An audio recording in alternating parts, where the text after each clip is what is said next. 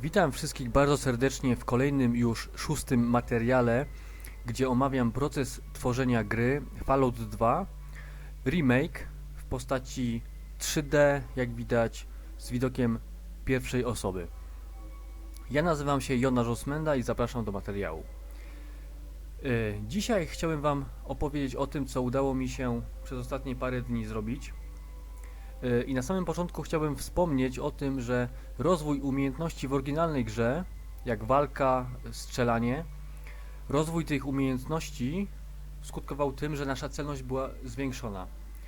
Co prawda, jeśli chodzi o bronie dystansowe, tak to właśnie działa. Natomiast jeśli chodzi o walkę wręcz i broń białą, działa to tutaj troszeczkę inaczej.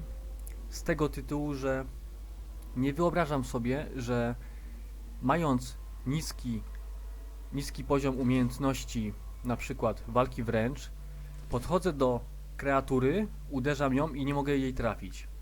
Bardzo podobnie było w Morrowindzie, jeśli pamiętacie, że machałeś mieczem 4 razy prosto w głowę potwora i dopiero za 5. razem wylosowało się trafienie. Dlatego tutaj doszedłem do wniosku, że należy to rozwiązać inaczej, a mianowicie teraz uderzenie kosztuje 5 punktów akcji. Natomiast jeżeli rozwiniemy tą umiejętność, pierwszy próg to jest 33%, drugi próg to jest 66%. Kolejny próg to jest 90, po 99% następuje 100 i mamy kolejny poziom. Teraz przekroczyłem pierwszy próg i aktualizuje nam się atak na 4 punkty akcji i jest to mocne uderzenie. Również działa to podobnie z bronią białą. Dobrze. Widzimy statystyki. Cechy można już edytować, natomiast nie wszystkie mają wpływ na statystyki. Głównie zręczność wpływa na punkty akcji oraz inteligencja póki co wpływa na zdobyte punkty umiejętności podczas zdobycia nowego poziomu. Wstępnie ustawiłem sobie na 750 po to, żeby szybko go wbić i pokazać Wam co dalej. Ok, więc przemierzymy sobie część świątyni prób.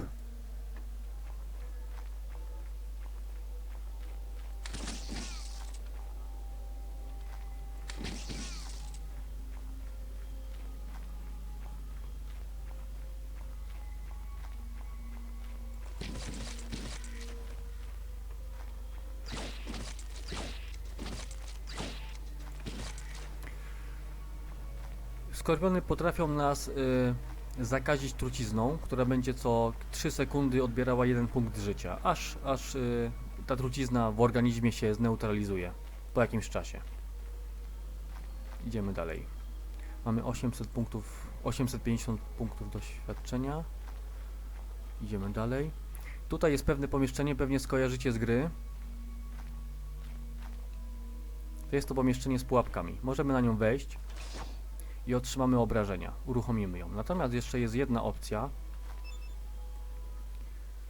Pułapki.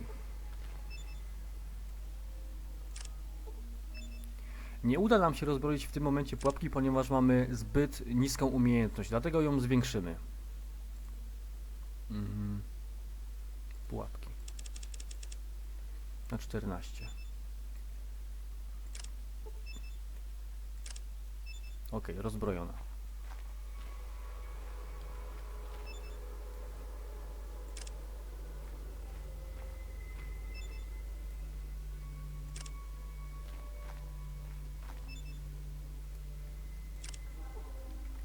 Żeby za każdym razem przy pierwszej próbie rozbroić pułapkę, zwiększę sobie jeszcze umiejętność.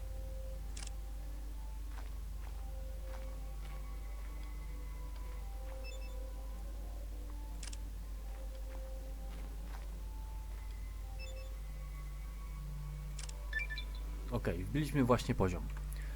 Wchodzimy, mamy poziom drugi, kolejny jest za 3000. Dostaliśmy 20 punktów i możemy rozwinąć walkę wręcz bardziej. Przekroczymy kolejny próg, jakim jest 67% i mamy za 3 punkty akcji atak. Jeżeli osiągniemy 100%, będziemy mieli koszt uderzenia 2 punkty akcji.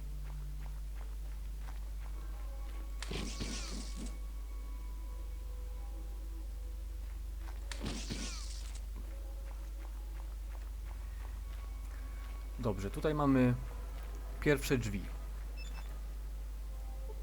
Zamknięte. Podobna sytuacja, możemy spróbować je otworzyć. Natomiast nie uda nam się, ponieważ musimy najpierw zwiększyć otwieranie zamków.